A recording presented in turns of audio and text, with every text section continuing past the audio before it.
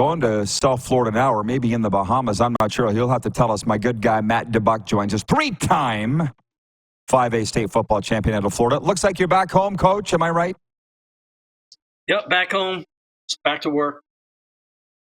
Yes. Well, I hope you enjoyed the holiday. And, Matt, we're going to get into Week 6 in the CFL in a second. You said you've been following the show here today, watching it.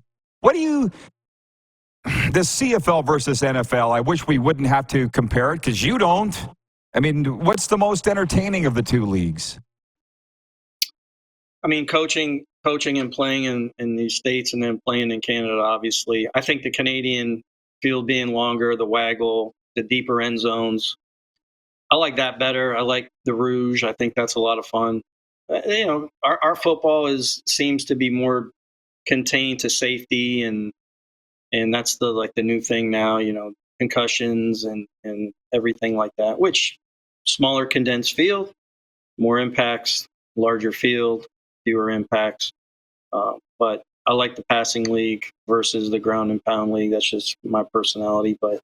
I definitely think that the product that they have right now, the games that I've watched, have been awesome throughout the first 5 games. Yes. So I don't see that changing. Yeah. Oh, by the way, I jumped right into this. I should tell our viewers, in case they didn't know, for those that are home in the summer and haven't seen Matt on here before, he's at Cardinal Gibbons High School, 3-time 5A state champions, played in the CFL with the Bombers and Argos, and he's from Verdun, Quebec. And anything else you'd like them to know, Matt, before I throw you the stats at you in Week 6? No, I have 2 sons that are playing football. One in college, one's going to be a senior. Hopefully, they'll be up there one day playing as well. By the way, yes, Trey is at USF. Has Trent decided where he's going yet, or does he have to decide yet? When's he going to decide?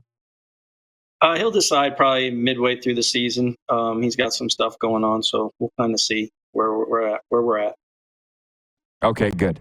I love those kids, by the way, as you know, and I love when they write me with their questions and kooky comments. Anyways, I was reading game notes for Week 6. I don't know if you saw this earlier. I'm going to throw some at you that stuck out at me. 75% of the games in the CFL so far this year have been decided in the last 3 minutes. This is the fewest sacks allowed ever. In 100 years of CFL football, it's the fewest sacks through 5 weeks. The margin of victory average is 8 points, so they're being decided by a touchdown either way, which is great. And there's only been 2 kick return touchdowns all year. So they're on pace for 6 all year in the league. Last year they had 17. What do you think when you hear all those notes? Well, it's not where you start, it's where you finish. And like I said, we're in the first real quarter of the season. So I think you'll see a lot of that changing as guys come in and out of the roster, off the roster. Where special teams, you're going to try to put a guy on special teams because you want him to play on defense or offense, and he's not a special teams guy per se. So I think you'll start seeing some of that happening. And let's talk about the kickers. They've been phenomenal. So you're not getting a lot of returns on missed kicks right now. The kickers have been great across the league. So I mean that's I think another bite into that stat. And then again, I keep saying it over and over again. I think the quality of coaching in the league is really good. And, when the field does shrink, when you have really good coaching. The coaching's phenomenal. I think it's one of the most underrated things about the CFL that the fans don't know about. But by the way, you and I watch the games. It's almost like we're watching them together, texting back and forth. I think the officiating has been pretty good. Like, there's been a lot of kick returns that could have gone for touchdowns called back on flags. But they're not made-up penalties, right? They're just calling what's there. I asked Jeremy J.O. the other day about his returner. What's his name? Alfred? Is it Alfred? Mario Alfred, yes. And he says, yeah, this was in the summer. He goes, yeah, he doesn't really play much offense, but he's really worth a roster spot as an American as a returner. And I just watch the games and see him change the field. So, to me, that's one of those positions. Once again, in our league, it's catching the football. In the CFL, it's getting into good football areas so that you can change the dynamic and flip the field. And I think that's what they've the good teams in the CFL right now have those guys that are flipping the field, but not necessarily hitting home run. Yeah, well, I think it's just important. Trustman said this, and I can't remember where he said it, but he said, whoever designed this CFL game, it's beautiful. But he also worked in the NFL for a very long time. Let's just admit they're both great and not compare, because we're going to watch it all anyways. So let me jump to this. Week 6. Here's the 1 day a week schedule. Sorry, 1 game per day, Thursday, Friday, Saturday, Sunday. Toronto at Montreal, it opens Thursday. Friday, Calgary at Winnipeg. Saturday, Sask at BC. Sunday, Ottawa at Edmonton. What's the game of the week for you? I think Saskatchewan undefeated against Vernon Adams and BC is obviously probably the best game. Winnipeg's still on the ropes. I think Calgary's pretty good. It's a 4.5 point game. Montreal is, they're playing at such a high level on defense. Toronto struggling with the quarterback. Could that thing get out of control? I don't know. It could. And then I expect Chris Jones to get off the schneid this week and get a win. And so I think it's a big game for everybody that I just said, but across the country and probably for your viewers. I mean, BC and Saskatchewan, obviously, the two of the teams with the best records. Are stats overrated? I mean, I forwarded you the game notes. Have you had time to read them yet? Like, there's 4 quarterbacks on pace for 5,000 yards.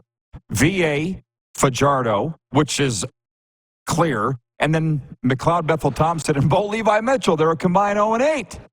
So does stats really matter? They do matter, but, it's such a QB-driven league. But, you could see in Hamilton right now, they're discombobulated. I don't care what his stats are. They couldn't even get lined up for field or for punts the other day. And it's Milanovic there, right? He's a good coach. I mean, so they'll figure all that out. But we always say as coaches, there's 3 phases of the game, and quarterback on offense is an important one. But with 5 guys doing that, somebody's got to win and somebody's got to lose. Yeah. Here's a question from Ted in Red Deer. He says, hey, Coach Dubuc. Sorry, I forgot to say the French. My bad, Matt. Hey, Coach Dubuc, when you're watching a game and you don't know the coach, what do you look at to determine if they're doing a good job? You start looking at, getting plays off on time. You start looking at the penalties. You start looking at, how guys pursue to the football. If guys are playing to the whistle, everything that a coach looks for on his team. Right. So I'm reading the comments from the viewers and here, Matt. And by the way, on the radio, they say your name Dubuc. So should I talk to those guys? One of them is your neighbor. Fine. Okay. I'm just saying, at WQAM, they say Dubuc. That's how everybody says it in South Florida. BW at Edmonton says, Matt, when are you going to coach in the CFL? Yeah, I don't know. Maybe one day. I've had a few conversations with a few people. I still want to get my younger one through here in South Florida, but it's definitely intriguing. And I'll tell you this, I watch those games and I think about those plays. I'm an offensive guy, so I'm thinking about what I run and how could I incorporate what I put in with the extra player. And it's, I'm fired up about the league. And I wish, Rod, we would have another team, because that would open up more doors for more players and better contracts by the TV. So, yes, let's get another team. I didn't say I didn't want another team. I said the owners don't want another team, which, by the way, you had a guy from the Chiefs playing in Ottawa. Am I right? Is he still there? Last year, no, he got released. Okay. Ken is watching in Pennsylvania, and he says Nathan Rourke is closer to the Mercedes parking lot, but may never get a true opportunity. Is that a talent issue? Hey, listen, I was going to bring this up, and pretty astute viewer. Are we talking about VA if Nathan Rourke doesn't go south of the border? Because he bounced around. He looked like he was bouncing out of the league. and he found the right coach. He found the right team. And the next thing you know, here we are. He's one of the best players in the league. And I was not a VA fan. I am today. I respect his game. Um, what's going to happen with Nathan Rourke? He'll probably be back in the league in 2 years when he's tired of getting those big checks he's getting, or they stop giving them to him. But he's a talented guy. So, it's people chase the money, people chase the fame. Vernon Adams, give him credit for pushing through and not getting pushed out of the league. And there's a ton of those guys. A ton of those guys don't get a chance to play in Canada because of the ratio or because father time wears on them and they can't. The Canadian League's tough, man. It's a lot of running. It's not smash mouth just like it is in the south of the border. So, your legs play a big part of that. By the way, I need to call you this afternoon about CFL jobs. Let's put it away. It just jogged in my mind. Jeff, the Stamps fan, writes and he says, I'd like to see Coach Dubuc interview with the Stampeders to see if he's Stampeders material. Well, maybe we'd like to see if the Stampeders are Dubuc material. But anyways, there's the one thing, Matt. You've been around this game longer than me. Ricky Ray, Dave Dickinson, those guys all went down to the league in the early 2000s, as you remember. But the money wasn't then what it is now. They didn't want to be a third stringer, but now I think you would for $500,000 US or more. Like, it's a game changer, right? I had a kid last year, was on a practice roster. He was making $11,000 a week. I mean, not even on the active roster. So, that's a tough thing to do. And, don't forget this, you start getting paid in Canadian dollars, you got to change that over. And then you look at your check and you look at the taxes. You go, oh, Jesus, if you're in Toronto, you get the state tax or the provincial tax, you get I remember those taxes. So there are benefits to playing in Canada. Yeah. But there's also some deals there that, you go south of the border and you're not getting a lot of that check that you thought you were going to get. Both your mom and dad Canadian? Yep. Yeah. Well, Derek Moncrief, close friend of mine, when he was with the LA Rams, $7,000 a week US. Not bad. Cash as a linebacker on the practice roster with the Rams. He just got signed at Edmonton on Sunday. One of 5 vets, along with Sean Oakman. You know him from Baylor's story. Yep. What do you think about Jones pulling out all the stops here right now at 0-4 in terms of signing these older guys? I think Jones did a good job in the offseason by getting McLeod. I think he's a really game changer. I think the running back's good. He gets Boris Beatty. He misses a kick early in the season, which could have won them the game. So, whenever you can upgrade your talent like Jones is doing right now, he's fighting for his life right now. I mean, let's face it. He can't go back with another loss next week and think that he's going to stay the coach. I mean, it's pro sports. This is what happens. And, even at our level, expectations are you got to win. And if you don't win, or you're not trying to win, you better get out of this deal because you wake up every day, there's somebody trying to recruit your players, or you're trying to get some players. I mean, it's just a revolving door. Very stressful, I'm sure. Well, I guess let me leave it on this. I heard Randy Ambrosi was on here just before the start of the season, and the commissioner of the Canadian Football League, and he said OSU, Ohio State University's payroll is $25 million US this year. NIL. Like, how do we feel about that? Me, I personally don't like it. If it's an amateur sport, then it's an amateur sport.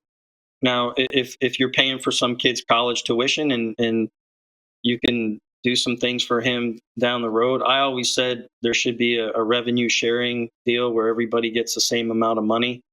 This was being done at Alabama, Auburn, and Arkansas, and those places under the table for years. Now, why does Nick Saban get out of it? It's real simple, because they even the playing field. But to have 4 or 5 teams with that kind of budget, I mean, I don't know. I don't like it. I don't like it at all. I think it's ruining the game. Kids transfer what are you teaching them? What's the loyalty factor?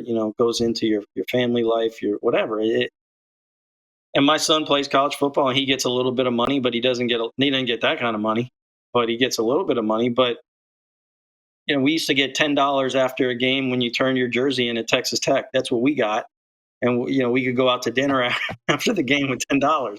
These kids are getting. I look at it and I go, my God, I'm in the wrong era.